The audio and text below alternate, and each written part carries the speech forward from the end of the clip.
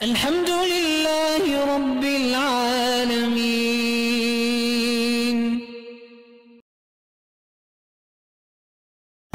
کہتے ہیں جی کسی عالم مولوی مفتی اللہ والے کی ہنسی مذاق نہیں کرنی چاہیے، وہ تو مطلقاً کسی مسلمان کی ہنسی مذاق کرنا نہیں ناجائز ہے۔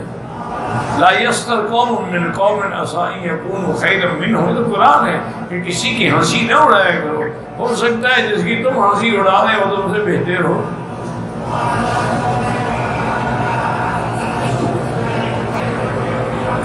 میرا لڑکا جو ہے بخان ہے، دل گھبراتا ہے، دل نہیں لگتا، نوکری ختم ہو جاتی، بہرحال اس سے کہو کہ استغفار زیادہ کرے اور اللہ والوں کی صحبت اختیار کرے، چونکہ دل کا سکون جو ہے نا وہ ماں سوائے اللہ کے ذکر کے نہیں مل سکتا۔ ایک گولیوں سے بے چینی بڑھ جاتی ہے، فائدہ نہیں ہوتا۔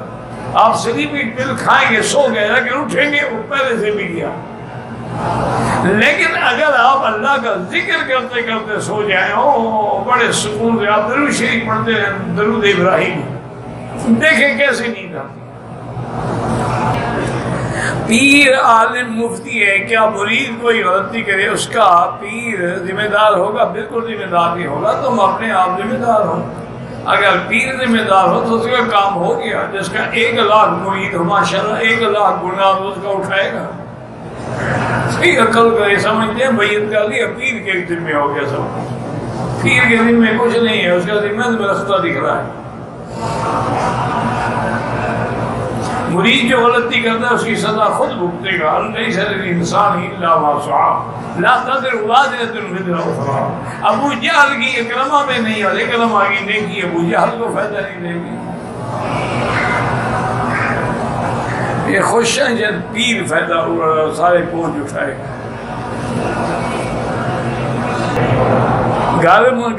گھروں میں سانپ پلنا ٹھیک ہے، بالکل سانپ دشمن ہے، ہم کے دشمن کو بھی پالتا ہے، بڑی عجیب والی بات ہے۔